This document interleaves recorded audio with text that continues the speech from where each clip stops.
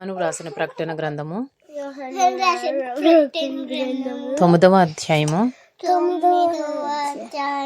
7వ వచనము నుండి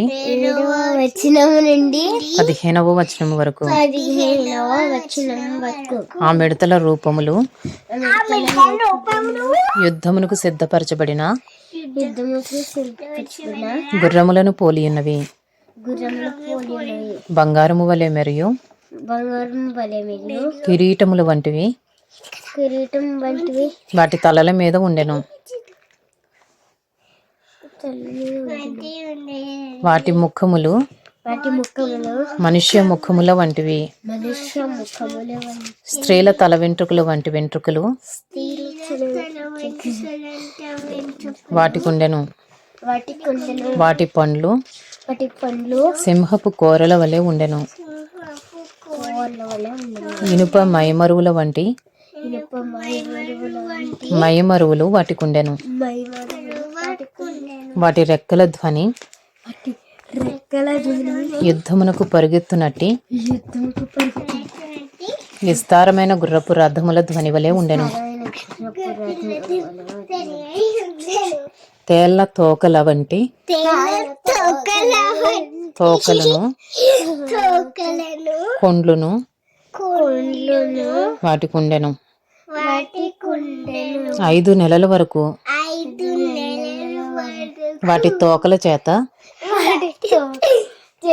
మనుషులకు హాని చేయుటకు వాటికి అధికారం ఉండెను. పాతాళపు దూత వాటి పైన రాజుగా ఉన్నాడు. హెబ్రీ భాషలో వానికి అబద్దోన్ అని పేరు. గ్రీసు దేశపు భాషలో వాని పేరు అపోల్లోయోను. నాశనము చేయువాడు. మొదటి శ్రమ గతించెను. ఇదిగో మరి 2 శ్రమలు ఇటు తరువాత వచ్చును. 6వ దూత బూర ఊదినప్పుడు దేవుని ఎదుట ఉన్న సువర్ణ బలిపీఠము యొక్క కొమ్ముల నుండి ఒక స్వరము యూఫ్రటీసు అను మహానది యొద్ద బంధింపబడి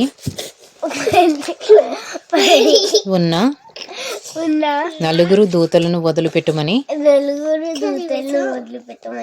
బూర పట్టుకుని ఉన్న ఆ 6వ దూతతో చెప్పుట వింటిని. మనుషులలో 3వ భాగమును